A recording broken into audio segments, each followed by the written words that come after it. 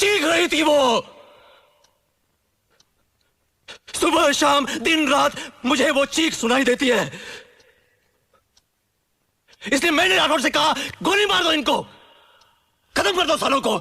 जो बूढ़े बच्चे सामने आए, खत्म कर दो उनको, वरना ये लोग हमें कहा जाएंगे। हेलो दोस्तों, मैं हूं अखिलेश और आप देख रहे हैं अकीलॉजी। दोस्तों, फिल्म सॉर्डर देखी मैंने और पूरी फिल्म देखने के बाद मैं सिर्फ इतना ही कहूँगा कि ये फिल्म एक तो पास कैसे हो गई, क्योंकि इसमें इंडियन आर्मी का जो है वो अंदरूनी मामला है। और वो मामला ऐसा है कि इसे देश के सामने और यूट्यूब पर है या फिल्म बनी है तो पूरी दुनिया के लोग देखते हैं, तो वो क्या सोचते होंगे हमारी आर्मी के बारे में। तो ये फिल्म क्या है ना कि पब्लिक को ना दिखाकर सिर्फ इंटरनल यानी कि आर्मी के खुद के लोगों को दिखानी चाहिए, ताकि उनको समझ में आए कि अनुशासन यानी डिसिप्लिन से ऊपर कुछ भी नहीं है। तो ये फिल्म बेसिकली डिसिप्लिन यानी अनुशासन के ऊपर बेस्ड है, या इस फिल्म की थीम अगर हम कहें तो वो है अनुशासन। पूरी फिल्म देखने के बाद अगर एंटरटेनमेंट की बात की जाए तो सिर्फ आखिरी का 20 मिनट ही मज़ेदार है। यहाँ पर कि कोर्ट ड्रामा चलता है, उसके अलावा पूरी फिल्म कहीं से भी इम्प्रेस नहीं करती है। तो पूरी फिल्म देखने से अच्छा है कि यूट्यूब पर ही इस फिल्म को टुकड़ों में है ना, pan audio pan movies channel ने पोर्शन में है ना रिलीज़ किया है। तो उस पोर्शन में जो ब्रिगेडियर साहब का स्पीच है, बस वही देख लो, आपने पूरी फिल्म देख ली। मरने के पहले रेप भी किया गया आपकी बेटी का। तो ये फिल्म एक तरह से इस चीज़ पे बेस्ड है कि यूनिफॉर्म यानी कि वर्दी, चाहे पुलिस की हो, चाहे आर्मी की हो, चाहे किसी की भी हो, तो वो जब आप पहनते हैं तो वो पहनने के बाद आपकी जो पर्सनल लाइफ में क्या सोच है, क्या थिंकिंग है, वो सब साइड हो जाती है। यूनिफॉर्म पहनने के बाद आप सिर्फ जो आपकी ड्यूटी है उसके अलावा आप कुछ भी नहीं एक्स्ट्रा कर सकते।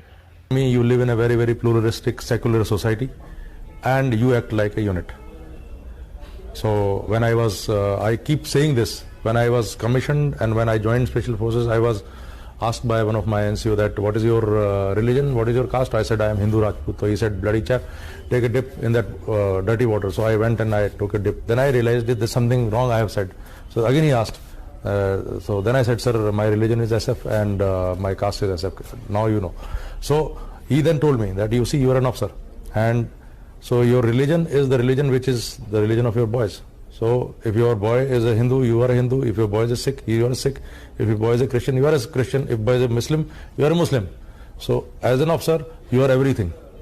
So when we have this kind of template, and if you apply this template in the country, I think most of the problem will be solved. Oh, that's great, in fact. Yeah, and all the religions are there, all the classes and clans are together, and still they are one unit.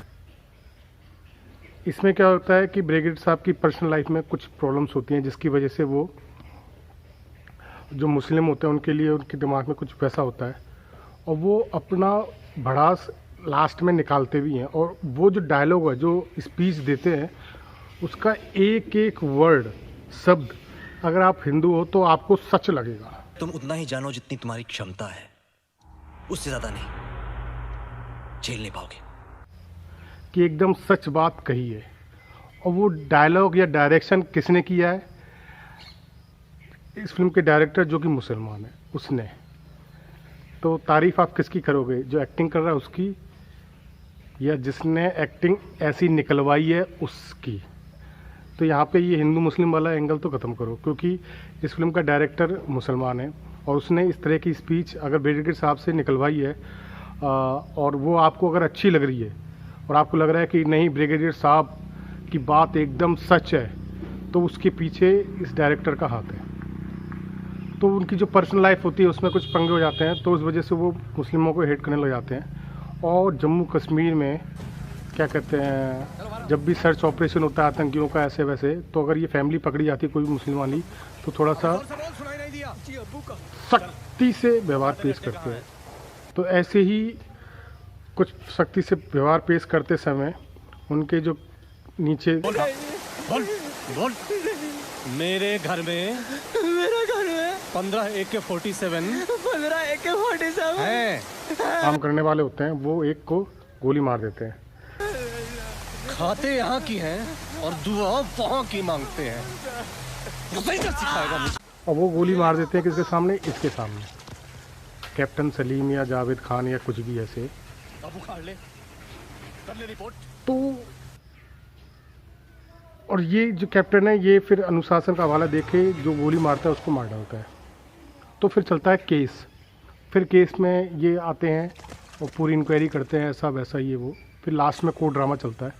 फिर पता लगता है कि ये problem थी, इस वजह से, मानसिकता की वजह से ऐसा वैसा ये सब करते हैं।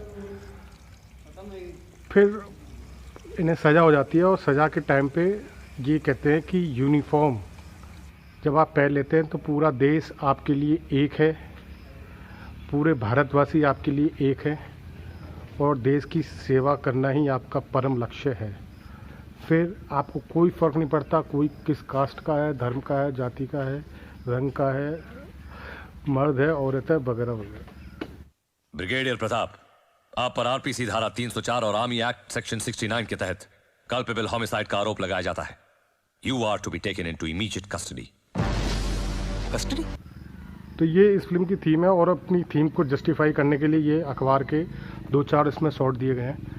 तो एंटरटेनमेंट के पर्पज़ से कहें तो फिल्म शुरू से लेकर आखिर तक एकदम बोरिंग तरीके से चलती है, कुछ मज़ा नहीं आता। जो असली मज़ा है फिल्म का वो आखिरी के 20 मिनट में ही आता है।